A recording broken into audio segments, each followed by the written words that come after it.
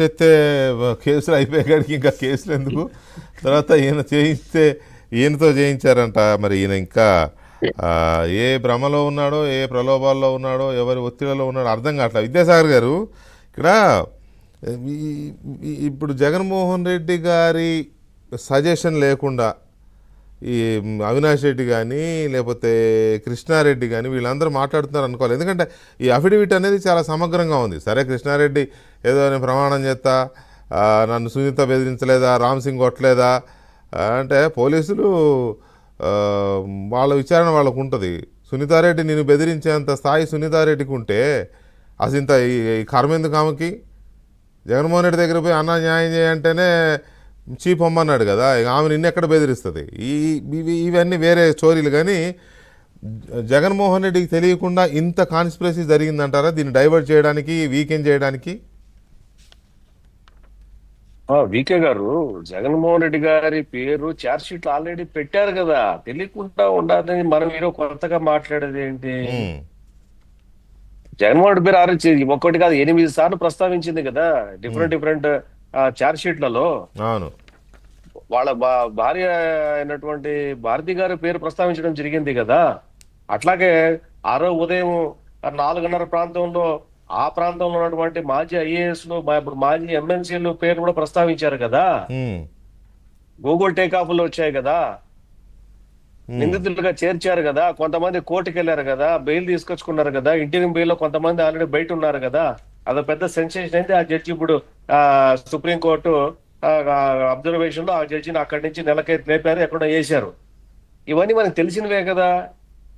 ఇప్పుడు వాళ్ళకి ఉదయం 4:30 గంటల ప్రాంతంలో జగన్మోహన్ రెడ్డి గారు మాతో మా చిన్నాన్న చనిపోయాడు అని చెప్పాడు అన్న విషయం స్టేట్మెంట్ రికార్డ్ అయిన తర్వాత at the time of the morning 4:30 PM ఆయన వచ్చేసరికి ఎన్ని గంటలైంది? సాయంకాలం అయింది. ఈ మధ్య కాలంలో అది ఏం జరిగింది, వాళ్ళు ఏం మాట్లాడిన దాని మీద, ఆ కారు డ్రైవర్ చచ్చిపోయాడు, కారు లోపల ఏం మాట్లాడుకున్నారు దాని మీద, అదొక సస్పీషియస్ డెత్. అది అక్కడి నుంచి మొదలు పెడితే సీఎం అయిన తర్వాత ఆయన ఎందుకు చెప్పి ఉండడని మీరెందుకు అనుకుంటారు? ఎందుకు తెలియదు అనుకుంటారు?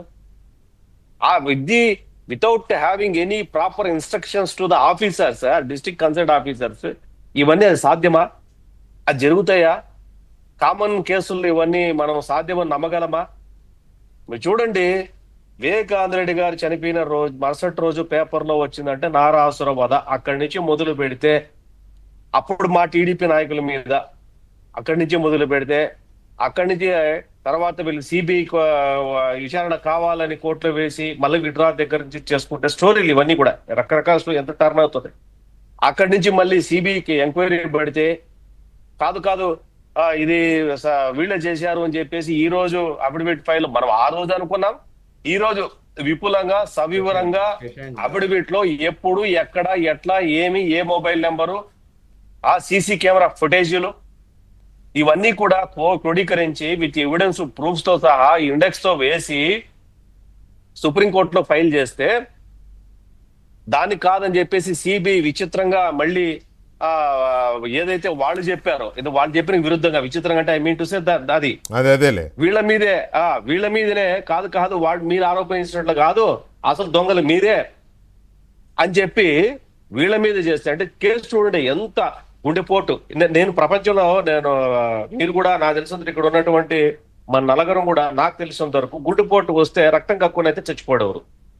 నేను ఎప్పుడు ఏ సినిమాలో కూడా చూడలే, ఏ నాటకంలో కూడా చూడలే. లుకేమియా పేషెంట్లు రక్తం కక్కుని చచ్చిపోయింది నేను చూసా. గుండెపోటుతో చచ్చిపోయిన వాళ్ళు ఎవరిని చూడలే ఇంతవరకు నేను.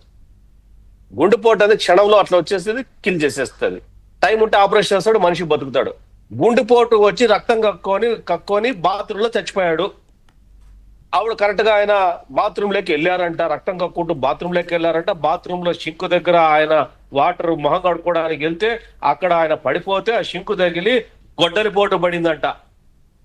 ఇది కథలు వాళ్ళు చెప్పింది. ఈ కథలని తప్పు అనేది సిబిఐ చెప్పేసిన తర్వాత ఉదయం 4 గంటల కాంటంలో ఆ ప్రాంతంలో ఉన్న నలుగురు ఇచ్చిన స్టేట్మెంట్లు ఆధారంగా ఆ ఛార్జ్ 8-9 ఛార్జ్ షీట్లు ఫైల్ చేసి సప్లిమెంటరీ ఛార్జ్ షీట్లు ఫైల్ చేసింది. ఫైనల్ ఛార్జ్ షీట్ కు మునుపు ఆ ఛార్జ్ షీట్ లో జగన్మోహన్ రెడ్డి గారి పేరు, వాళ్ళ కుటుంబ సభ్యుల పేరు, తీసేసుకున్న తర్వాత ఇప్పుడు మనం ఇంకా జగన్మోహన్ రెడ్డి గారికి తెలీదా ఎన్నిసార్లు మాట్లాడుకుంటాం వెంకటకృష్ణ గారు? తెలుసన్న విషయం సిబిఐ ఛార్జ్ షీట్ లో పెట్టింది కదా. ఇప్పుడు ఈ కేసులో యూనిక్ ఏంటంటే ఇది కృష్ణారెడ్డి, సునీత గారు, తర్వాత వాళ్ళ భర్త అయినటువంటి ఆయన మీద ప్లస్ ఐఓస్, అప్పుడున్న ఎస్పీ వాళ్ళ కేసు. దీనికి సిబిఐ కేసుకు సంబంధం లేదు. దీనికి సిబిఐ కేసుకు సంబంధం లేదు, గుర్తుపెట్టుకోండి. సిబిఐ కేసు దీన్ని కలపకండి. ఇది సపరేట్ ఇన్వెస్టిగేషన్. దీని మీద ఏం సిబిఐ కేసు నడవట్లే. ఇది సపరేట్ కేసు. ఇది సపరేట్ గానే మళ్ళీ సుప్రీంకోర్టు వరకు వెళ్ళింది. కాబట్టి సుప్రీంకోర్టు అఫిడవిట్ ఫైల్ చేసింది. ఏమని ఫైల్ చేసింది? ఈ కేసులో ఈ రకంగా వీళ్ళు మ్యానిపులేట్ చేసి దొంగ సాక్ష్యాలు సృష్టించి దొంగ స్టేట్మెంట్లు క్రియేట్ చేసి ఈ రకంగా వీళ్లను ఈ కేసులో ఇరికించాలనుకున్నారు, వివేకానంద కేసులో అని.